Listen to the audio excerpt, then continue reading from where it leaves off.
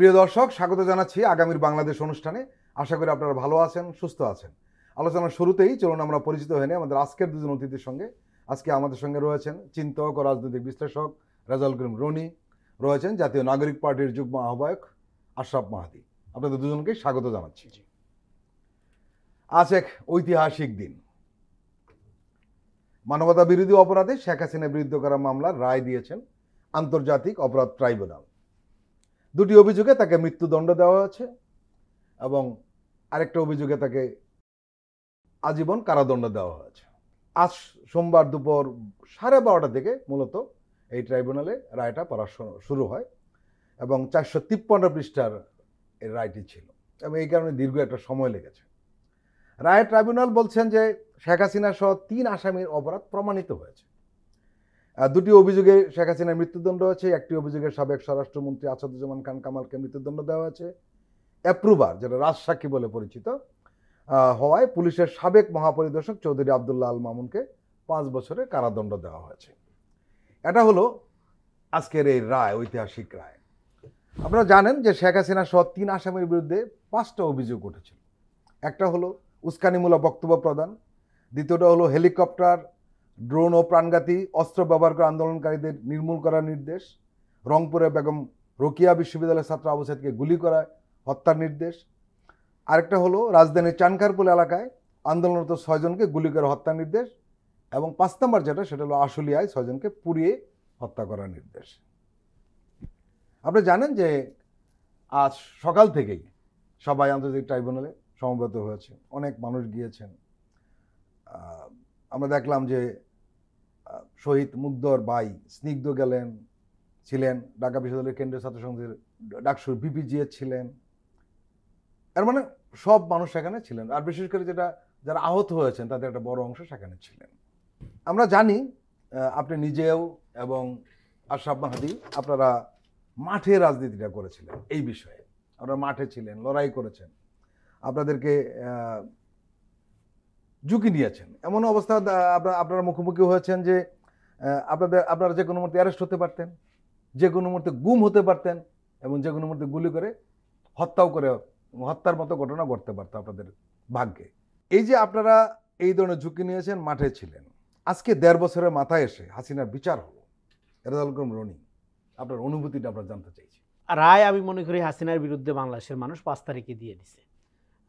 আজকে যেটা হলো এটাকে আপনি বলতে পারেন যে রায়ের একটা প্রাতিষ্ঠানিক যে মর্যাদা পাওয়া বা একটা লিগ্যাল যে আসপেক্ট, সেটা আমরা পাইলাম হাতে। কিন্তু রায় 5 তারিখে দিয়ে দিছে মানে হলো যে আপনার ধরেন 5 তারিখে এই যে লক্ষ লক্ষ মানুষ গণভবনে দিয়ে গেছিল, এরা তো হাসিনাকে অভিবাদন জানানোর জন্য যায়নি। সেখানে হাসিনাকে পাইলে কি করতো তারা, হ্যাঁ, সেটা আমরা সবাই কল্পনা করতে পারি বা আমরা অনুমান করতে পারি।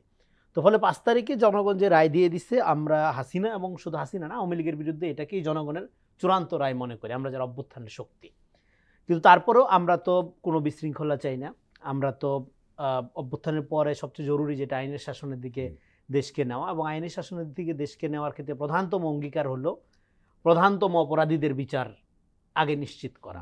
ফলে এই যে 1.5 বছরে আপনি দেখেন এক ধরনের ক্যাওয়াটিক সিচুয়েশনে যে বিরাজ করছে, সেই ক্যাওয়াটিক সিচুয়েশন বিরাজের ক্ষেত্রে কিন্তু অন্যতম একটা কারণ হলো যে একটা বিচারিক প্রক্রিয়ার মধ্য দিয়ে এই রায়টা আমাদের হাতে না আসা। তো ফলে এখন রায়টা ধরুন অনেক সময় নিয়ে কেন আসলো, অনেক সময় নিয়ে আসলো কারণ হলো আপনি বিচার এবং প্রতিশোধ সময় না, কারণ তাড়াহুড়ো করে তার রাইট, আমি ওইটাই বলতে যাচ্ছি যে ধরেন বিচার এবং প্রতিশোধ, তো ধরেন প্রতিশোধ হলে কি হতো, আপনি আমাকে মারছেন, আমি যে স্ট্রেট আপনাকে মেরে দিলাম। কিন্তু বিচার হলে একটু সময় লাগবে। হ্যাঁ, এই অপরাধগুলো ধরেন এই যে তদন্ত করা, বিচার প্রমাণ করা, এবং আপনি ধরেন যে এখানে যে রাজসাক্ষী যে পাওয়া গেছে, সেটা আমি মনে করি বাংলাদেশের মানুষের জন্য একটা সৌভাগ্য যে তাদের এই বিচারটা, হাসিনার বিরুদ্ধে বিচারটা কি ধরেন আপনার আমার, হ্যাঁ, আপনি আমাদের নিজেদের কথা বললেন, আমাদের নাকি এটা গোটা জাতি হিসাবে, ইভেন যারা জুলাই গণ অভ্যুত্থানে অংশগ্রহণ করে নাই বা জুলাই গণ অভ্যুত্থানের খুব মুষ্টিমেয় কিছু লোক যাদের এই ব্যাপারে ধরেন কোনো কনসার্ন ছিল না, বা যারা বিদেশে ছিল, যারা বাংলাদেশের আন্দোলন সংগ্রাম বা ভালো মন্দের ব্যাপারে কোনো রকমই কনসার্ন না, হ্যাঁ, একটা অন্যরকম জীবনযাপন করে, অন্য জগতের বাসিন্দা, তাদের জন্য এটা গুরুত্বপূর্ণ। কেন গুরুত্বপূর্ণ সেটা বলেই শেষ করবো। এই জন্য গুরুত্বপূর্ণ যে আপনার বাপকেও যেমন ক্ষমা করে নাই, কন্যাকেও ক্ষমা করে নাই, এটা একটা উদাহরণ তৈরি হবে। এবং আগামী দিনের সরকারগুলো যারা জনগণ তাদের বিরুদ্ধে বিক্ষোভ করবে, জনগণ তাদের কোনো পলিসি নীতি পছন্দ না হলে রাজপথে সংঘবদ্ধভাবে প্রতিরোধ গড়ে তুলবে, কিন্তু আপনি রাষ্ট্রীয় বাহিনী দ্বারা তাদেরকে নির্মমভাবে নির্মূল করা এবং তাদেরকে দমন করার নীতি নিতে পারবেন না। রাষ্ট্র এখানে আরেকটা বিষয় নিশ্চয়ই আপনি লক্ষ্য করেছেন, সেটা হলো যে এই অন্তর্বর্তীকালীন সরকারের অনেক ব্যর্থতা নিয়ে আমরা এখানে কথা বলেছি, এই অনুষ্ঠানে অনেকবার আপনি নিজেও বলেছেন। কিন্তু আমরা দেখলাম যে বিচারের ব্যাপারে এই সরকারের নিঃসন্দেহে একটি সাফল্য, কারণ এবং একদম রাইট, প্রধান উপদেষ্টা 3টি বিষয় বলেছিলেন, সংস্কার, বিচার এবং নির্বাচন, কিন্তু বিচারটা শুরু হলো এবং এটা প্রাতিষ্ঠানিক রূপ পেল, কি বলবেন? রাইট। এবং এখন দেখেন আপনার নির্বাচনের ব্যাপারে আমরা জানি ডেট অলরেডি এক ধরনের ফিক্সড করাই হয়েছে ফেব্রুয়ারির প্রথমার্ধে। সংস্কারের ব্যাপারেও রাজনৈতিক দলগুলোর কিছু ভিন্নতা আছে, প্রক্রিয়াগত মানে বাস্তবায়নের প্রক্রিয়াগত ভিন্নতা আছে, এটা থাকবে, এটা স্বাভাবিক মনে করি আমরা, যেহেতু তাদের রাজনৈতিক পার্থক্য আছে। কিন্তু সংস্কারের ব্যাপারে কারো কোনো দ্বিমত নাই। এখন বাকি ছিল বিচার, এবং আজকে বিচারের প্রথম মামলার রায়টা যেটা যদি আপনি দেখেন প্রথম মামলার রায়টা কিন্তু আসছে আমৃত্যু কারাদণ্ড। কারণ হলো ইন্টারন্যাশনাল মিডিয়াতে আপনার পৃথিবীর বহু দেশেই কিন্তু এটা আছে যে আপনার মৃত্যুদণ্ড বিরোধী। ফলে আপনি যদি আগেই মৃত্যুদণ্ডের রায়ের দিকে যাইতেন তাহলে বলা হতো যে আপনি বিচারের চেয়ে প্রাধান্য দিচ্ছেন মনের প্রতিশোধটাকে। ফলে এখানে যেখানে বিচারের জায়গায় এখানে 5টা বিষয়ের এক একটা বিষয় এক একটা রায় দেওয়া হয়েছে। ফলে তার মানে কি বিচারের যে মেরিটটা, আমি মনে করি রায়ের এই প্রক্রিয়ার মধ্যে দিয়ে মেরিটটা প্রতিফলিত হচ্ছে, সেটা আপনি ধরে নিতে পারেন। ইন্টারন্যাশনাল স্ট্যান্ডার্ডেও আর্গুমেন্ট যদি আপনি তোলেন, সেই বিচার প্রক্রিয়াটা যেভাবে রায়গুলো আসছে যুক্তিতর্ক উপস্থাপনের মধ্যে প্রমাণের ভিত্তিতে, তাতে করে আন্তর্জাতিক মান যাতে রক্ষা হয় সেই কনসার্ন আমাদেরও ছিল, অনেক মানবাধিকার কর্মীদেরও থাকবে, দেশি বিদেশি থাকবে, সেই কনসার্নটা এখানে পরিলক্ষিত হয়েছে। এইটা আমি বলবো যে এই আপনার আমাদের যে আদালত এবং এই সরকার এই জায়গা থেকে একটা ধন্যবাদ পেতে পারে, এবং এটা বাংলাদেশের মানুষের জন্য অবশ্যই ঐতিহাসিক মুহূর্ত। এবং এটা আগামী দিনে এটা যারাই শাসক হবে, জনগণের সাথে আচরণ করার ক্ষেত্রে আপনি ক্ষমতা মানেই আপনি যে দমনমূলক হইতে পারবেন না, আপনি যে নিপীড়ক হইতে পারবেন না, আমরা সেই প্রসঙ্গে আবার আলাদাভাবে আসব, সেটা একটা উদাহরণ হিসাবে থাকবে। আশরাফ মাহাদী, আমরা বলছিলাম যে আপনারা মাঠে ছিলেন, লড়াইটা করেছেন, এই যে আজকে ঐতিহাসিক ঘটনাটা ঘটলো, নিঃসন্দেহে ঐতিহাসিক ঘটনা, এবং রনি একটা কথা বলছিলেন যে পাপ বাপকেও ছাড়ে না, তার একটা নজির স্থাপন হলো। আপনার অনুভূতিটা জানতে চাই। আজকের এই দিনটার জন্য তো আমরা অপেক্ষা করছি এক যুগেরও বেশি সময় ধরে। আমি বলবো যে বাংলাদেশে শেখ হাসিনা ক্ষমতায় আসার পর প্রথম ফ্যাসিবাদের যেই চরিত্রটা তার ফুটে উঠেছিল ধর্মীয় জনগোষ্ঠীর উপর দমন নিপীড়ন চালানোর মাধ্যমে, সেই 2011 সাল থেকেই আসলে এটা সূচনা। এই যুদ্ধটা আমরা তখন থেকে শুরু করেছি। আপনার মনে থাকবার কথা, বাংলাদেশে শেখ হাসিনা ক্ষমতায় আসার পর সর্বপ্রথম সে ধর্মীয় জনগোষ্ঠীর উপর একটা দমন নিপীড়ন চালায়, এবং তৎকালীন যে সাবেক সংসদ সদস্য ছিলেন মুফতি ফজলুল হক আমিনী, শুধুমাত্র শেখ হাসিনার এই দমন নিপীড়নের বিরোধিতা করায় এবং ধর্মীয় অধিকার খর্ব করায় তার বিরুদ্ধে যখন তিনি আন্দোলন করলেন, আমরা জানি তাকে 21 মাস গৃহবন্দী রেখে তাকে মৃত্যুর মুখে ঠেলে দেওয়া হয়েছিল। এবং এরপরে আমরা 2013 সালের ঘটনা জানি, আমরা শাপলা চত্বরকে দেখেছি, যখন ফ্যাসিবাদের উত্থান শাহবাগ থেকে হলো, এই শাপলা চত্বর কায়েমের মাধ্যমে এই ফ্যাসিবাদকে রুখে দিতে হলো। দীর্ঘ 16 বছর এ ধরনের অসংখ্য ঘটনা আমরা 2016 সালে বিচার বিভাগের সাথে শেখ হাসিনা কি করেছে সেটা জানি।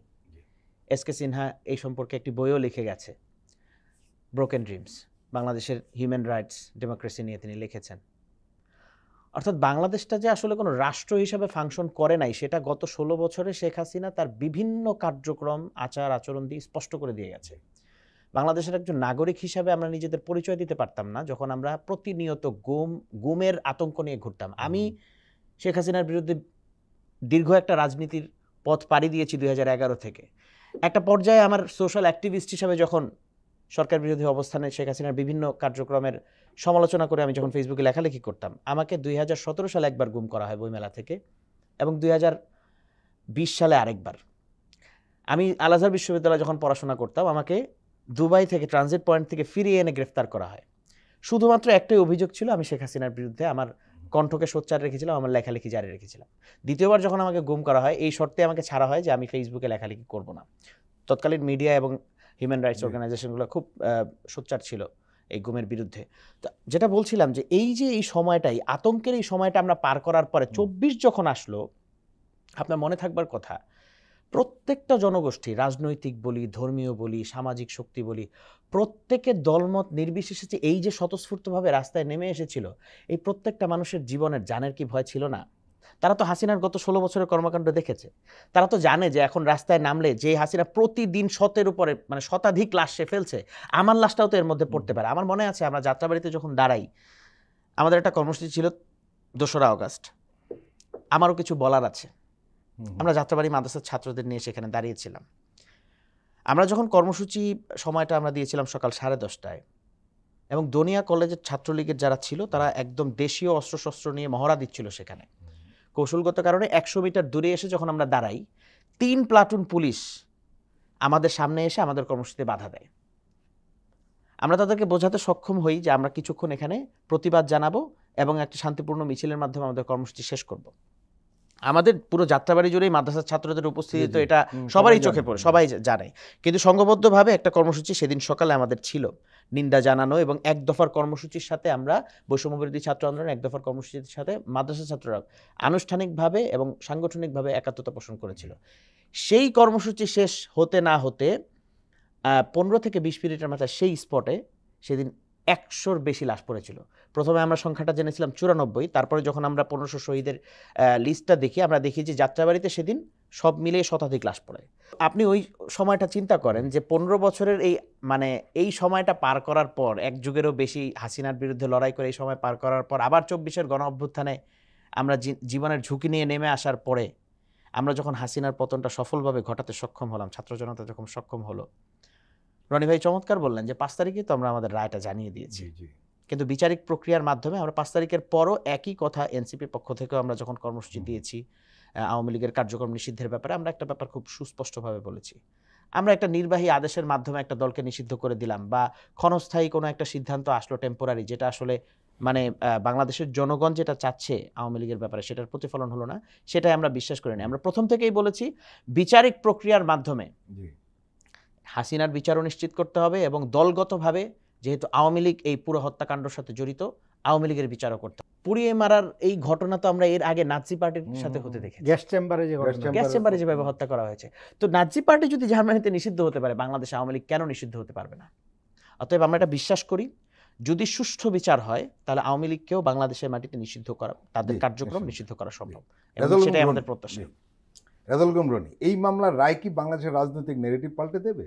যদি দেয়, কোন পথে? যদি গণ অভ্যুত্থানের মধ্যে সেকেন্ড রিপাবলিক শুরু হয়ে গেছে, যে কথাটা আমি বলি, সেইটা আমাদের প্রতিষ্ঠিত অনেক রাজনৈতিক দল হয়তো রিয়েলাইজ করতে পারে না। এটা তাদের সমস্যা, জনগণের সমস্যা না, এবং সময়েরও সমস্যা না। হ্যাঁ, আপনি ধরেন অপ্রস্তুত থাকতেই পারেন, কিন্তু বসন্তকাল বসে থাকবে না, বসন্ত চলে আসে। এখন ন্যারেটিভ পাল্টে যাবে ডেফিনেটলি, এবং এটা এমন একটা উদাহরণ তৈরি করবে যে বাংলাদেশের রাজনীতিতে ক্ষমতা চর্চার ক্ষেত্রে শাসক শ্রেণীর দৃষ্টিভঙ্গিকে পরিবর্তন করার ক্ষেত্রে গুরুত্বপূর্ণ ভূমিকা পালন করবে এটা। এখন এই মামলার রায়, যেটা আপনার ধরেন আমরা 3টা রায়ের কথা নিয়ে আলোচনা করছি, আরও 5টা অভিযোগ মূলত। এখন আমাদের সামনে মূল চ্যালেঞ্জ হলো এই রায়টা বাস্তবায়ন করা। কারণ আপনারা ধরেন যারা আহত অবস্থায় মৃত্যু যন্ত্রণার সহিত বেঁচে আছে, এবং যারা তাদের কচি কচি বাচ্চাদেরকে হারাইছে, এবং আমি যেটা বলি যে দেখেন পৃথিবীতে গাজা স্ট্রিপ ছাড়া আর কোথাও কিন্তু এইভাবে বাচ্চাদের জীবন দিতে হয়নি এত অল্প সময়ের মধ্যে, এত অল্প সময়। হ্যাঁ, তো ফলে এইরকম একটা গণহত্যার ঘটনায় এই যে তার শিশু সন্তান হারাইছে, হ্যাঁ, আপনি ধরেন মুগ্ধের বাবা বলেন, ওয়াসিমের বাবা বলেন, আবু সাইদের বাবা বলেন, তারপরে ছোট ছোট বাচ্চা, এই যে আপনার যে সমস্ত হকার বাচ্চা, হ্যাঁ, আপনার চিটাগাং রোডের একটা বাচ্চা ছেলে চকলেট বিক্রি করে, তার বাবা ভ্যান চালায় এসে খুঁজে তারা কাদার মধ্যে খুঁজে পেয়েছে, রক্তাক্ত লাশ পড়ে আছে, হ্যাঁ, 6-7 বছরের বাচ্চা। তো এরকম শিশুদের যারা হারাইছে যে সমস্ত বাবা মা, তারা তো শুধু রায়ে খুশি হবে এই করবে এটা মনে করার কোনো কারণ নেই, তারা এটা বাস্তবায়ন দেখতে চায়। সে বাস্তবায়নের ক্ষেত্রে আপনার তাকে আপনার এই যে Hasina become a global burden, কিন্তু ইন্ডিয়া যে তাকে আপনার এই পোষ্য কটায় এভাবে, হ্যাঁ, এবং তার যে সিকিউরিটি মেজার, মানে যেভাবে তাকে প্রোটেক্ট করা হয়, এটাকে জেড ক্যাটাগরি বলা হয়, যেই আপনার যে সিকিউরিটি শাহরুখ খান বা আপনার এই ধরনের সেলিব্রিটি যেটা পায় সেটা হাসিনাকে দিচ্ছে ভারত। সো এই যে আপনার ধরেন যে জামাই আদর তো হবে না, বউ আদর, এখান থেকে সরে আইনা আপনার বাংলাদেশের বিচারের জন্য হাসিনাকে দ্রুত বাংলাদেশের হাতে তুলে দেওয়া, সরকারের হাতে তুলে দেওয়া দরকার। এবং আমরা দেখতেছি এবং আমরা আশা করি ন্যায় বিচার নিশ্চিত হবে, বিচারের রায় কার্যকর করার মধ্য দিয়ে। এবং এখানে যে আলোচনাটা আসলো, দেখেন হাসিনার এই যে সিদ্ধান্তটা, সেই সিদ্ধান্তটা কিন্তু তার ব্যক্তিগত সিদ্ধান্ত না, এবং এই সিদ্ধান্ত বাস্তবায়নের সহযোগী শুধু কামাল, ছাত্রলীগ, যুবলীগ এরা না, এটা সংগঠন হিসাবে অপরাধ, সাংগঠনিক হিসেবে অপরাধ। ফলে সংগঠন হিসাবে আওয়ামী লীগের বিচার ছাড়া আপনার এই যে পাপ, এই যে দুরাচার, এই যে অন্যায়, এই অন্যায়কে বাংলাদেশ থেকে টোটালি নির্মূল করা সম্ভব হবে না। ফলে আমরা মনে করি এটা মাত্র শুরু। এই শুরুর ধারাবাহিকতার মধ্যে দিয়ে কমপ্লিট ন্যায় বিচার নিশ্চিত করা, শুধু শহর কেন্দ্রিক বা কয়েকটা যেগুলো সেলিব্রেটেড ঘটনা, ট্র্যাজেডি, এগুলো না, যা রাস্তার টোকাই যাকে আমরা বলি, যে ছিন্নমূল শিশু, তাকে যে হত্যা করা হলো সেটার বিচার লাগবে না, সেটারও বিচার লাগবে। এই জন্য অনেক অনেক ধরেন এখনো যে বেওয়ারিশ যে পরিমাণ আপনার ধরেন লাশের কথা বলা হয় গণঅভ্যুত্থানে শহীদ, তাদের কোনো অভিভাবকের খোঁজ পাওয়া যাচ্ছে না, সেটা ন্যায় বিচার লাগবে না? তো সেই ন্যায় বিচার আপনি কিভাবে করবেন? সেই ন্যায় বিচার করার প্রক্রিয়া হলো সংগঠন হিসাবে আওয়ামী লীগকে বিচার রায়তায় আনা। প্রিয় দর্শক, আমরা এখন একটি বিরতি নিচ্ছি, আপনারা আমাদের সঙ্গেই থাকুন।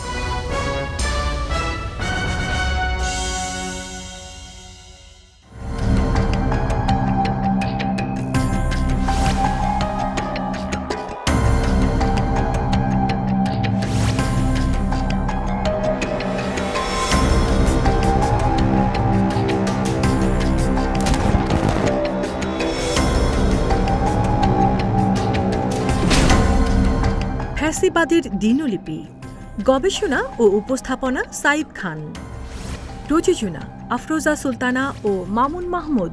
দেখবেন প্রতি রবি থেকে বৃহস্পতিবার সন্ধ্যা ৭টায়।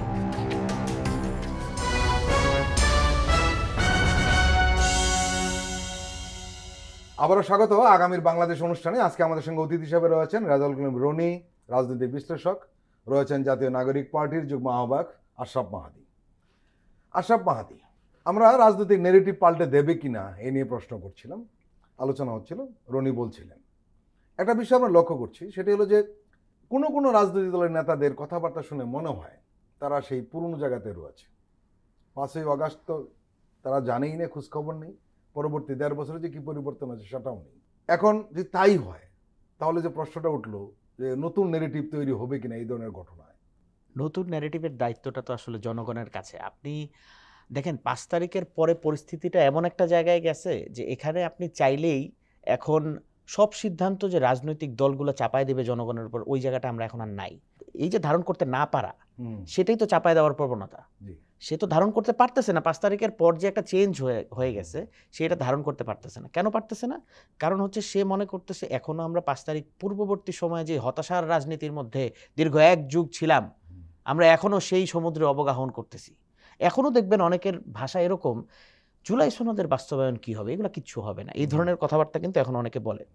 এইটার বিচার করার জন্য আপনার একটু সোশ্যাল মিডিয়ায় নজর রাখলে আপনি বুঝবেন, যখনই জনবিরোধী কোনো কথাবার্তা, যে কথাটা আসলে জনগণের কথা না, এটা যখন কোনো রাজনীতিবিদ, সে যত জনপ্রিয় রাজনীতিবিদই হোক, সে যখন এই কথাটা বাজারে ছাড়ে অথবা ভুলক্রমে স্লিপ অফ টাংও যদি সে বলে ফেলে, তার প্রতিক্রিয়ায় কিন্তু তার রাজনীতিটা সেই দিনের জন্য হোক বা আগামী কয়েক মাসের জন্য হোক, যতদিন পর্যন্ত রিকভার না হয়, একটা বড় ধরনের ব্যাকল্যাশের মধ্যে দিয়ে দেয়, একটা নেতিবাচক প্রতিক্রিয়ার মধ্যে দিয়ে তাকে যেতে হয়। এটা তার রাজনীতির জন্য কিন্তু ক্ষতিকর। যে আশরাফ মাহাদি, আরেকটা বিষয় আপনি নিশ্চয়ই লক্ষ্য করেছেন যে আজকে এই যে ঐতিহাসিক রায়টি হলো, সেই রায়টির প্রতীক্ষায় কিন্তু সাধারণ মানুষ ছিল।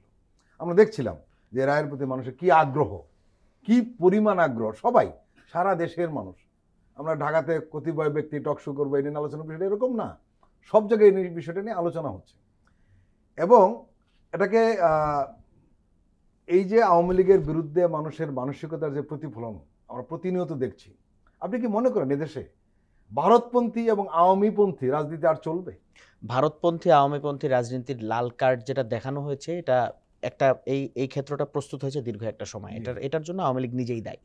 এটা বাংলাদেশের জনগণ আওয়ামী লীগকে বাধ্য করে নাই যে তুমি এই পরিস্থিতিটা তৈরি করো। অতএব এখন এই রেড কার্ডকে অবজ্ঞা করে বা অগ্রাহ্য করে কেউ যদি সামনে রাজনীতি আবার জোর করে, আমি ওই জায়গায় আবার আসি যে এটা জোর করে চাপিয়ে দেওয়া হবে, বাংলাদেশে এটা কোনোদিনও সম্ভব না। দ্বিতীয়ত, আওয়ামী লীগ বাংলাদেশে অপ্রাসঙ্গিক কেন হয়েছে এই ব্যাখ্যাটা বাংলাদেশের প্রত্যেকটা রাজনৈতিক জনগোষ্ঠীকে মনস্তাত্ত্বিক জায়গা থেকে অনুধাবন করতে হবে যে আমার রাজনীতিটা কি হবে, সেটা কি আবার আওয়ামী লীগের লাইনে যাচ্ছে কিনা, সেটা কি ভারতপন্থী লাইনে যাচ্ছে কিনা, সেই জায়গাটা খুব সুস্পষ্টভাবে চিন্তা ভাবনা করে আমাদের প্রতিটা পদক্ষেপ নেওয়া উচিত। আমরা যেই মানে জুলাই সনদের কথা এত বলছি, একটা সংস্কার কথা বলছি, আমরা পুরান বাংলাদেশে ফিরতে চাই না, এই কথাটা বলছি কেন বলছি, এটা গভীরভাবে যদি এর অর্থ যদি আমরা অনুধাবন করতে না পারি, আমরা কিন্তু নতুন বাংলাদেশের দিকে যাত্রা করতে পারবো না।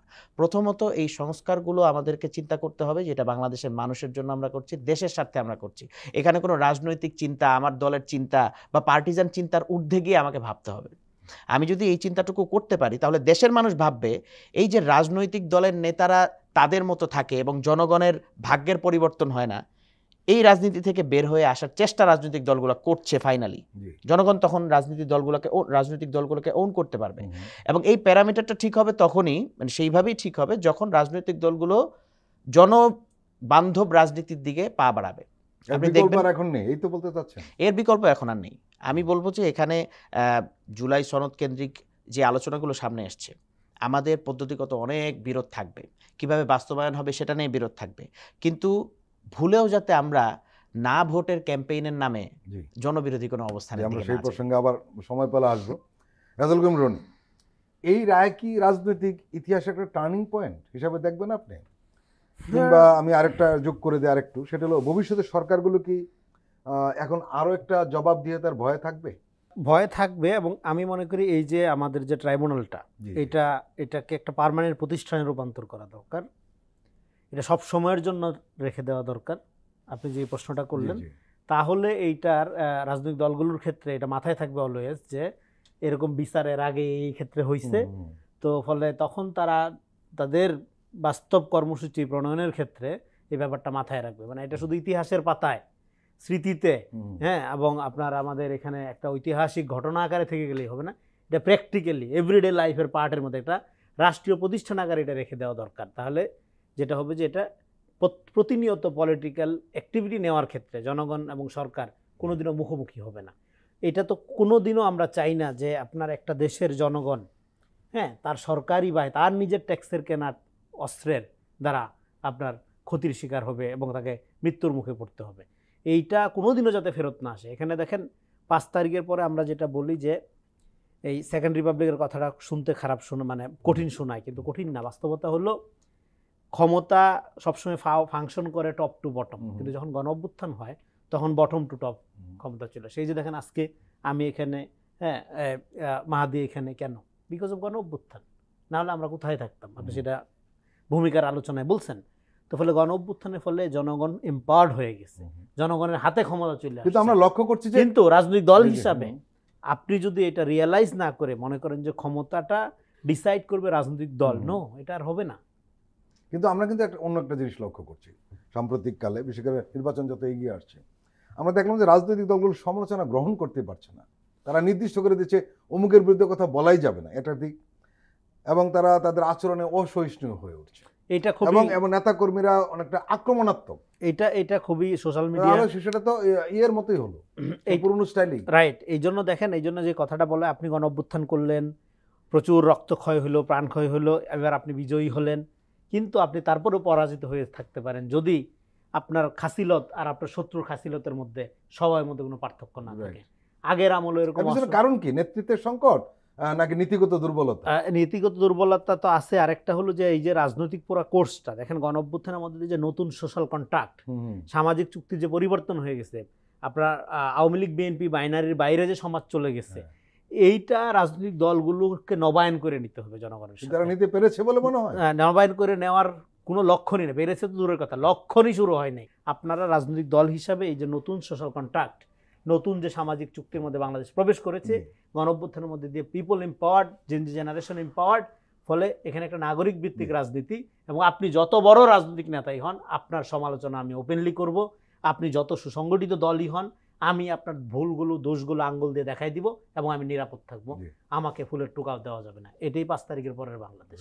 আপনি যদি এর বাইরে যে রাজনীতি করেন, আপনি আগের আমলে চলে গেছেন, ডেড কেস। আশরাফ মাহাদি, লাস্ট কথাটা যেটা রনি বললেন, সেই পরিস্থিতি তো আমরা নেই।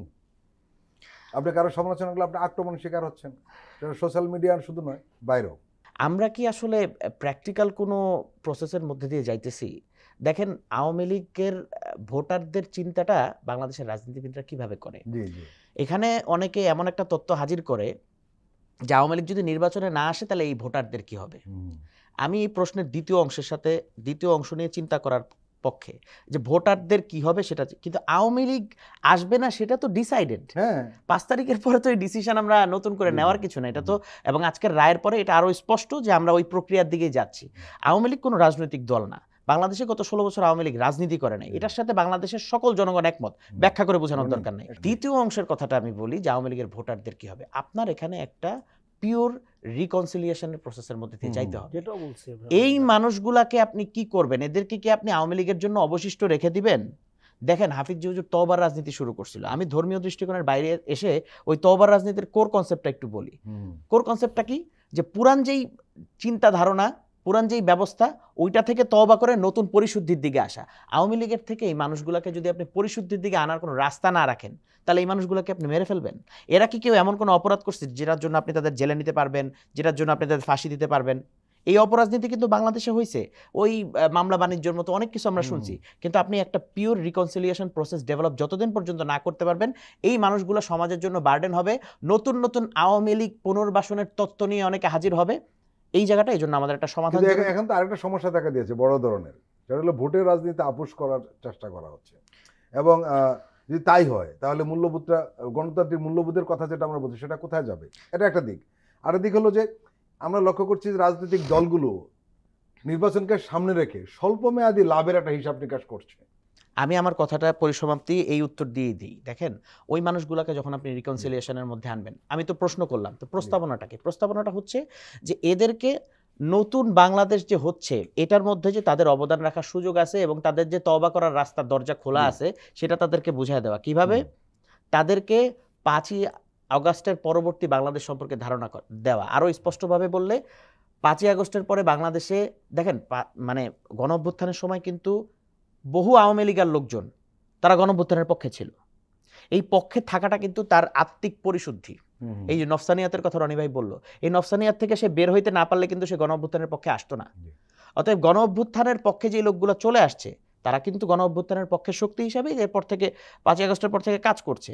আপনি এই যে বড় জনগোষ্ঠী, তাদেরকে যদি আপনি এটা বোঝাতে পারেন যে বাংলাদেশটা আসলে ওই পুরান সিস্টেমে আর চলবে না, এবং সে যদি নতুন সিস্টেমের উপর ঈমান আনে, পরিশুদ্ধি নিয়ে আসে, তাহলে তাকে রিকনসিলিয়েশনের একটা প্রসেস বের করা সহজ। দ্বিতীয়ত, পুরাতন বন্দোবস্তে যারা থাকতে চায় তারা এই টেম্পোরারি চিন্তাই করবে, তাদের আর বিকল্প কোনো চিন্তা নাই। তারা চিন্তা করে যে এই ভোটগুলো আমি কেমনে পাবো।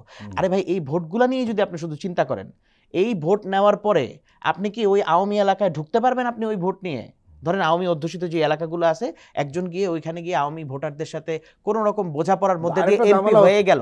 আশরাফ মেহেদী, আরেকটা ঝামেলা কিন্তু হচ্ছে, আওয়ামী লীগ ভোট পাওয়ার প্রচেষ্টার কারণে নিজের ভোট কিন্তু ছুটে যাচ্ছে অনেক জায়গায়। এটাই বললাম আমি, যে ওই যে আপনি ওইখানে আওয়ামী সেজে ঢুকতেছেন, আপনি তো আওয়ামী লীগের উপর ঈমান আনতেছেন। আপনার পরবর্তী সময়ে নির্বাচন পরে যখন ওই এলাকায় গিয়ে ঢুকবেন, আপনার আওয়ামী লীগ হওয়া ছাড়া ওই এলাকায় তো আপনি ঢুকতেই পারবেন না। এমনও পরিস্থিতি হইতে পারে যে ওই ভোটাররা আপনারা ধরে ডেমোক্রেসির চাপে হাসিনারে কেমনে ফিরে আনা যায় এই প্রজেক্টের ভিতর আপনাকে ঢুকাই দিবে। প্রিয় দর্শক, আমরা আবার একটি বিরতি নিচ্ছি, আপনারা আমাদের সঙ্গেই থাকুন।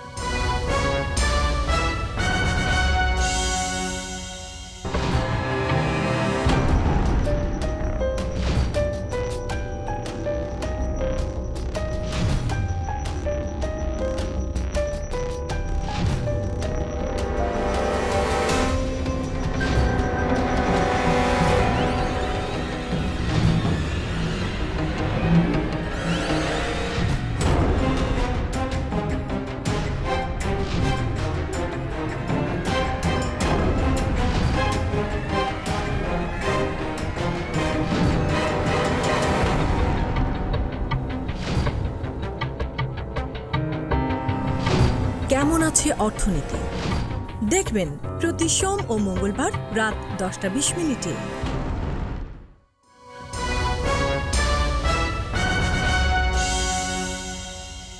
প্রিয় দর্শক, আবারও স্বাগত আগামীর বাংলাদেশ অনুষ্ঠানে। আজকে আমাদের সঙ্গে আলোচনায় রয়েছেন আশরাফ মাহাদী, যুগ্ম আহ্বায়ক জাতীয় নাগরিক পার্টি, রয়েছেন এরদল করিম রনি, রাজনৈতিক বিশ্লেষক ও চিন্তক। এরদল করিম রনি, নির্বাচন শুরু হয়েছে, আসলে চূড়ান্তভাবে শুরু হয়েছে, যারা প্রার্থী তারা যার যার এলাকায় চলে যাচ্ছে না, কারণ ঢাকাতে খুঁজেই পাওয়া যায় না। আমরা টক শোতে অনেক লোক খুঁজে পাই না ইদানিং, রাজনীতিবিদদের বিশেষ করে। আর কিছুদিন পরে দেখা যাবে যে আশরাফ মাহাদিরাও তার তার এলাকায় চলে গেছেন। এটা হলো বাস্তবতা, মানুষ দেশ নির্বাচনমুখী হয়ে দাঁড়িয়েছে। কিন্তু একই সঙ্গে সেই প্রশ্নটা এসছে, যেটা আমরা বারবার এই টক শোতে আলোচনা করছি, সেটা হলো যে বর্তমান যে পরিস্থিতি, সেখানে আসলে সরকার নয়, সুষ্ঠু এবং সুন্দর একটা নির্বাচনের জন্য মূল দায়িত্ব পালন করতে হবে রাজনৈতিক দলগুলোকে। রাইট। সেই দায়িত্বটি কি পালন করার মতো কোনো লক্ষণ আমরা দেখছি? আগের আলোচনার থেকে আসি, আওয়ামী লীগ যখন ক্ষমতায়, তখন থেকে আমি বলতেছিলাম ট্রুথ অ্যান্ড রিকনসিলিয়েশনের কথা, এবং আওয়ামী লীগের সাংগঠনিক বিচার কিভাবে হবে, এটা door to door, road to road করতে হবে, সারা দেশব্যাপী করতে হবে। কারণ এটার মধ্যে দিয়ে একটা পলিটিক্যাল এডুকেশন মানুষের তৈরি হবে যে রাজনীতি এক জিনিস, আওয়ামী লীগ আর এক জিনিস। এটা গেলো একটা। এটা আওয়ামী লীগ যখন ক্ষমতায় তখন থেকে আমি বলতেছি, এরপরে তেমন লম্বা লেখা লিখছি, আপনার এখানে বহু আলোচনা প্রত্যেক জায়গায় বলছি।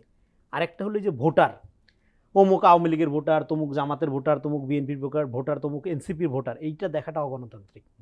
আপনি আগেই কি করে জানেন যে আওয়ামী লীগের ভোটার? আপনি আগেই কি করে জানেন যে জামাতের ভোটার? ভোটারের কোনো রাজনৈতিক পরিচয় নাই, ভোটারের কোনো রাজনৈতিক পরিচয় থাকে না। ভোটার হলো নাগরিক, এবং ভোট সে কাকে দেবে এটা একান্ত তার পার্সোনাল সিক্রেট ব্যাপার। ভোট দেওয়ার পরেও আপনার জানার এখতিয়ার নাই যে আপনি ভোট কারে দিচ্ছেন, সে আপনার পরিবারের লোক হইলেও। হ্যাঁ, এটাই ডেমোক্রেসির বিউটি, এটাই ভোটের সিক্রেসি, এটাই ভোটের পাওয়ার। কিন্তু আমাদের এখানে অমুক আওয়ামী লীগের ভোটকে আমার দিকে ভিড়াইতে হবে, ভিড়াই আজ নির্বাচনে জয়লাভ করতে হবে, এই চিন্তা আত্মঘাতী। আওয়ামী লীগ ভোটার বলে কোনো ভোটার নেই, এরা বাংলাদেশের জনগণ। তাকে নাগরিক মর্যাদার দিকে আপনি নিয়ে যাবেন এবং পলিটিক্যালি তাকে এডুকেটেড করবেন। আপনি তাকে বোঝাবেন যে বাংলাদেশের রাজনীতির ক্ষেত্রে আমার প্রস্তাবনা হলো এই, অমুক দল বোঝাবে তার এই, তার যে প্রস্তাবনা ভালো লাগে সে ভোট দিবে তার মতো করে। হ্যাঁ, এবং ভোটারের পরিচয় অলওয়েজ নির্দলিত। ফলে যারা যে সমস্ত আওয়ামী বুদ্ধিজীবী, হ্যাঁ, একজন একটা টকশোতে যুক্তি দিচ্ছে এক আওয়ামী বুদ্ধিজীবী যে আমার পছন্দ গরুর মাংস, আপনি আমার 5 পদের মাছ আইনা দিলেন। তা আমি বললাম, মাছ যদি আপনার খাইতে অরুচি হয়, গরুর মাংস খাওয়া তো আপনার বেশি খাওয়া তো স্বাস্থ্যের জন্য ক্ষতিকর, আপনি মোষের মাংস খাবেন। এখানে সিপিবি আছে, আওয়ামী লীগ দরকার কি আপনার? তো এখন, এবং সে ধরেই নিচ্ছে যে এই যে ভোটার যে নৌকায় ভোট দিতে চায়, তারা আপনি নির্বাচনের সুযোগ দিচ্ছেন না, মানে খাবে গরুর মাংস, আপনি 5 পদের মাছ। এই ব্যক্তি কিন্তু 24-এর নির্বাচনের সময় বলে নাই যে কোনো সময় বলে নাই, এরা কোনো সময় কোনো কিছু বলে নাই। তাহলে এখন তাদের আওয়ামী লীগের ভোটারদের প্রতি যে দরদ, এরাই গণতন্ত্রের শত্রু। কারণ সে ভোটারকে বিভাজন করতেছে, নৌকার ভোট, দানের শীষের ভোট, দাঁড়িপাল্লার ভোট, হ্যাঁ, সাপলার ভোট, এভাবে বিভাজন করতেছে। ভোটারকে যারা এভাবে বিভাজন করে তারা গণতান্ত্রিক বাংলাদেশের শত্রু সরাসরি, সে যেই দল যেই মতেরই হোক। ভোটারদেরকে বিভক্ত করা যাবে না। এটা হলো তাই বলেন, তাহলে সব রাজনৈতিক দলই তো শত্রু।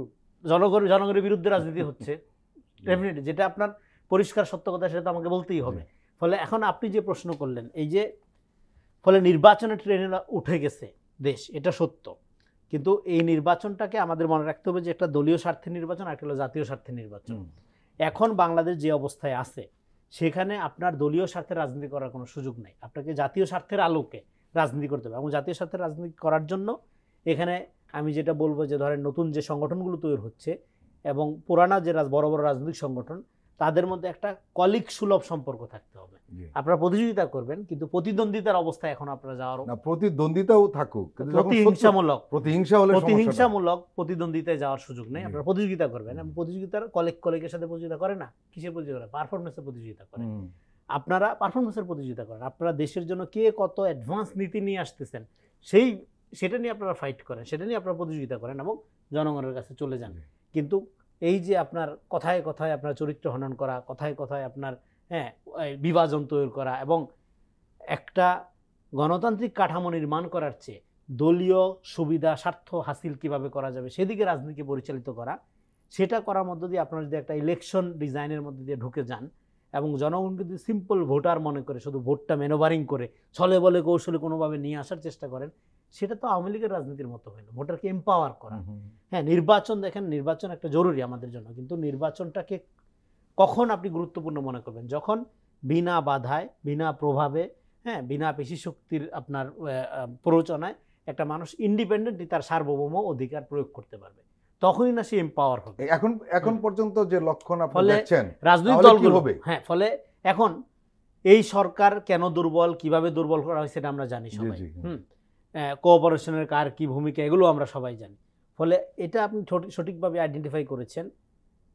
এখনকার এই নির্বাচনটাও আমি মনে করি একটা ট্রানজিশনাল নির্বাচন, গণতন্ত্র উত্তরণের নির্বাচন, এবং এই নির্বাচনের পরেই রাতারাতি সব ঠিক হয়ে যাবে এটা মনে করার কোনো কারণ নেই। ফলে আরও একটা লম্বা সময় রাজনৈতিক দলগুলোর একটা পাশাপাশি সহ অবস্থান নিয়ে দেশকে প্রোটেক্ট করতে হবে, হ্যাঁ, এবং কতগুলো প্রিন্সিপাল জায়গায়, হ্যাঁ, আপনার সার্বভৌমত্বের প্রশ্নে, হ্যাঁ, দেশের গণতন্ত্রের প্রাতিষ্ঠানিক রূপান্তরের প্রশ্নে ঐক্যবদ্ধ থাকতে হবে সব দলগুলো।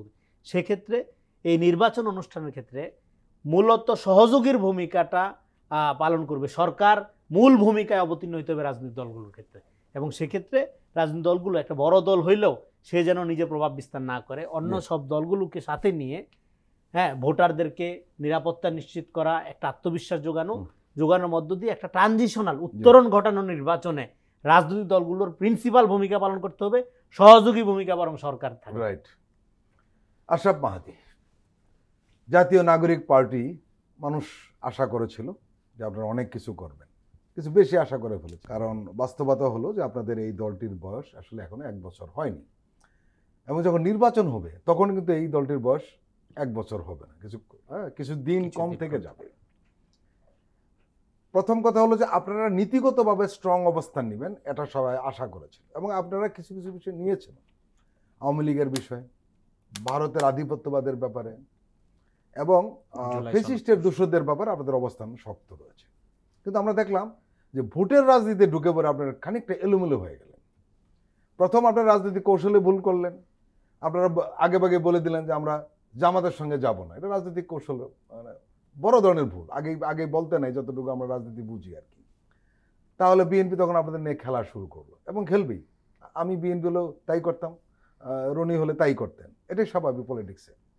শেষ পর্যন্ত দেখলাম যে বিএনপির সঙ্গে আপনাদের খেলা তো ঠিক জমলো না, ঠিক জমে নাই, সিংটা হয় নাই, ব্যাটে বলে মেলে নেই।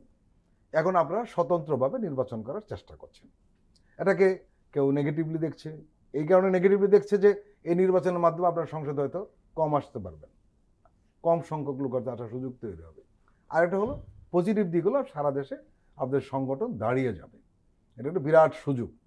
আবার কেউ কেউ আরেকটু এগিয়ে গিয়ে বলছেন যদি উচ্চকক্ষে পিয়ারটা বাস্তবায়ন হয় আদৌ, তাহলে এই ভোটের হিসেবে আপনারা উচ্চকক্ষে যেতে পারবেন। আপনি আমাদের একটু স্পষ্ট করে একটু বলবেন যে আসলে নির্বাচনে আপনারা কি করতে চাচ্ছেন? এখন কিন্তু কিছুটা ধোঁয়াশা। আচ্ছা, আমি শুরুতেই মানে আপনার পুরো বক্তব্যটাকে একটু দ্বিমতের সাথে বলি যে এখানে যেই বক্তব্যটা আসলো যে এনসিপি জামাতের সাথে যাচ্ছে নাকি বিএনপির সাথে যাচ্ছে, এ নিয়ে যে মন্তব্যগুলো বাজারে আছে প্রত্যেকটা কিন্তু পাবলিক পারসেপশন না। এখানে জামাতের ব্যাপারে কিন্তু আপনাদের আহ্বায়ক নাহিদ ইসলাম পরিষ্কার বলেছেন, আমি সেই বক্তব্যটা দায় আমরা নিব না। আমি স্পষ্ট, হ্যাঁ, সেটা সেই বক্তব্যতে আমি আসতেছি। দেখেন, এখানে জামাতের সাথে বা বিএনপির সাথে রাজনৈতিক মানে নির্বাচনী সমঝোতা বা নির্বাচনী জোট, এই বিষয়ে কিন্তু এনসিপি কোনো আলাপ এখনো করেই নাই। আপনি যদি ফ্যাকচুয়ালি দেখেন, আমরা কিন্তু এখন পর্যন্ত আমাদের লম্বা সময়ের রাজনীতিটা ছিল, পলিটিক্যাল লাইন আপটা যদি আপনি খেয়াল করেন, সেটা ছিল জুলাই সনদ বাস্তবায়ন কেন্দ্রিক। এবং জুলাই সনদে আমরা আশা করেছিলাম পার্টিজান জায়গা দলীয় স্বার্থের ঊর্ধ্বে গিয়ে রাজনৈতিক দলগুলো আমাদের সাথে থাকবে। এখন বিএনপি তার মতো 31 দফার সংস্কারের, দেশ সংস্কারের একটা চিন্তা, তার পদ্ধতিগত জায়গায় তার বিরোধ আছে, সে নোট অফ ডিসেন্ট দিয়েছে। জামাত শুরু থেকে জুলাই সনদের পক্ষে তার একটা অবস্থান দেখিয়েছে। কিন্তু এখানে আমরা নাহিদ ইসলামের যে বক্তব্যটা আপনি বললেন, সেখানে জামাতের অবস্থানটা কি কারণে আমাদের কাছে হিপোক্রেসি মনে হয়েছে, ধোঁকাবাজি মনে হয়েছে, সেটা কিন্তু স্পষ্ট করেছে নাহিদ ইসলাম। আমি মনে করি যে এই বক্তব্য সেই ফেসবুক স্ট্যাটাসে প্রতিটা লাইন যৌক্তিক এবং ফ্যাক্ট। আপনি দেখেন, জুলাই সনদে আইনি ভিত্তি হওয়ার আগে আমরা স্বাক্ষর করব কিনা, সেই ব্যাপারে তো আমরা একমত ছিলাম। জামাত সেখানে গিয়ে স্বাক্ষর করে এসছে। সকালেও কিন্তু জামাত বলেছিল যে আমরা স্বাক্ষর করব না। এরপরে তারা বলেছে যে গণভোট যদি নির্বাচনের আগে না হয় তখন তারা যমুনা ঘেরাও করবে। রাষ্ট্রপতির মাধ্যমে আদেশ জারি হলো, গণভোট একই দিনে হবে। আমরা দেখলাম যে তারা এগুলো শুধুমাত্র তাদের রাজনৈতিক বক্তব্যের মধ্যেই সীমাবদ্ধ। তো আমরা ধরেই নিতে পারি যে নাহিদ ইসলাম যে বলেছে যে এই প্রত্যেকটা বক্তব্য তাদের বার্গেনিং টুল, সেটা সত্যতার প্রমাণ তো মিলেছে। এবং শুরু থেকে রাজনৈতিকভাবে কিন্তু বার্গেনিং টুল আমি সেটা বলছি না, কিন্তু জুলাই সনদের ক্ষেত্রে আপনি তো জাতির সাথে প্রতারণা করতে পারেন না। জুলাই সনদ তো কোনো রাজনৈতিক বার্গেনিং টুল হইতে পারে না। জুলাই সনদ হলো আপনার দলীয় স্বার্থের ঊর্ধ্বে দেখতে হবে, জাতীয় স্বার্থের রাজনীতি। এটা তো আপনি পার্টিজান জায়গা থেকে চিন্তা করলেন। তাইলে আপনি শুরুটা কিভাবে হয়? 8 দলের যে যুগপৎ আন্দোলন শুরু হয়েছিল, সেখানে আমাদের মিটিংগুলো কি আমাদের নির্বাচনে কে কার সাথে জোটে যাব সেটা নিয়ে হয়েছিল না? আমরা সেখানে মিটিংগুলো বসছিলাম, আমরা এনসিপি সেই মিটিংয়ে ছিল, সেখানে আমরা মিটিং করেছিলাম যে জুলাই সনদ বাস্তবায়ন আমরা কিভাবে একসাথে করতে পারি সেটা নিয়ে আমরা প্রেসার ক্রিয়েট করব। তারা এখানে এমন একটা উদ্ভট দাবি নিয়ে আসলো নিম্নকক্ষের পিয়ার, যেটা গত 1 বছরের ঐক্যমত্য কমিশনের আলোচনার টেবিলেই নাই। তো অতএব আপনি এমন কোন উদ্ভট দাবি যখন আনবেন যেটা বাস্তবায়ন যোগ্যই না, দাবি না, অবশ্যই আশরাফ মাহাদি উদ্ভট দাবি মানে না। আমি এটা বলি হচ্ছে টুলস, এটা আমরা বুঝি। হ্যাঁ, রাজনৈতিক যে- টুল হইতে যে পারে। আমি আমরা আবারও বললাম ভাই, জোরালো করব রাজন- উচ্চ কক্ষে হয়। রাজনৈতিক আমরা এই টুল অনুষ্ঠানে আলোচনা করেছি আপনি সেটা। জুলাই সনদকে রাজনৈতিক টুল বানাইলে সেটা জাতির সাথে প্রতারণা। এটা এই জায়গাটা তো আপনার এইটুকু সত্য আপনার থাকতে হবে।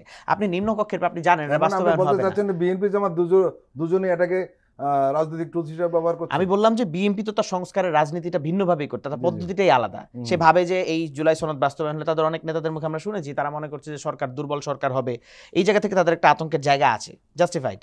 কিন্তু জামাতের ইয়াটা কি, তারা তো শুরুর দিন থেকে বলতেছে যে তারা জুলাই সনদে আমাদের সাথে একমত। যাক, আমরা নির্বাচন নিয়ে কথা বলছিলাম। আমি নির্বাচনের বিষয়ে আসি। তো এই পুরা পিকচারটা আপনি জি, জি। যেটা দিয়ে আমাদেরকে জাজ করলেন, সেই পুরা বিষয়টা হচ্ছে জুলাই সনদ কেন্দ্রিক। নির্বাচনের রাজনীতিতে আমরা একবারের জন্য বলি নাই আমরা বিএনপির সাথে যাব, একবারের জন্য বলি নাই আমরা জামাতের সাথে যাব। এবং আমাদের দলীয় সিদ্ধান্ত, সাংগঠনিকভাবে আমাদের যতগুলো পলিটিক্যাল কাউন্সিলের মিটিং বলি, ইসি মিটিং বলি, জেনারেল মিটিং যেটা সম্প্রতি হলো এটা বলি, প্রত্যেকটা মিটিংয়ে আমাদের সিদ্ধান্ত এখন পর্যন্ত আমরা এককভাবে নির্বাচন করব, সেটাই আমাদের সিদ্ধান্ত। তবে জামাত এবং বিএনপি উভয় দিক থেকেই আমাদেরকে চাওয়ার বিষয়টা আমরা তাদের যেহেতু দলীয় ফোরামে অনেক কারণে আমাদের বসা হয়, আমরা বিএনপির থেকেও এরকম একটা চাওয়া দেখেছি, তারা চায় যে আমরা বিএনপির সাথে থাকি। জামাতের দিক থেকে ওই চাওয়াটা সমানভাবে আছে। তো রাজনৈতিকভাবে এটা জামাতের সঙ্গে অবশ্যই আছে। প্রত্যেকটা যেই দুইটা ডাইমেনশন তৈরি হয়েছে, উভয় পক্ষই চাচ্ছে যে এনসিপি তাদের সাথে থাকুক। বিএনপি যে তার আপনাদের সম্ভাব্য ভালো প্রার্থীদের আসনে প্রার্থী দিয়েছে, এটা তো আমি আপনি সবাই জানি না। দেখেন, জোট করার আগে তো ধরেন আমরা এককভাবে প্রার্থী দিব, আমরাও তো 300 আসনে প্রার্থী দিয়ে বসবো। কিন্তু যতদিন পর্যন্ত আমাদের অন্য কারোর সাথে জোট না হবে, আমরা তো কারোর জন্য আসন ছাড়বো না। এটা তো রাজনীতির সহজ আলাপ। এখন বিএনপির সাথে যদি আমাদের জোট না হয়, তারা আমাদের জন্য আসন কেন ছাড়বে? শেষ পর্যন্ত এটাই দাঁড়ালো যে আমরা এখন পর্যন্ত এককভাবে নির্বাচন করার পক্ষে। আমরা আমাদের নৈতিক অবস্থান, আপনি আমাদের পলিটিক্যাল কনসিস্টেন্সি, লাইনের কনসিস্টেন্সি যদি খেয়াল করেন, আমরা জুলাই সনদ থেকে নিয়ে আওয়ামী লীগের বিচার থেকে নিয়ে প্রত্যেকটা জায়গায়, প্রত্যেকটা কমিটমেন্টে একদম শুরুর দিন যেই কথা বলেছি, এখন পর্যন্ত আমরা সেই কথার উপরে আছি। আমরা এখন পর্যন্ত এককভাবে নির্বাচনের কথা যেটা মুখে বলছি, আমরা সেটাতেই বিশ্বাস করি। হ্যাঁ, এইটা এখানে বলে রাখা ভালো যে বাংলাদেশের রাজনীতি, জোটের রাজনীতির একটা প্র্যাকটিস আছে। এটা ভারত উপমহাদেশে এই প্র্যাকটিসটা আছে।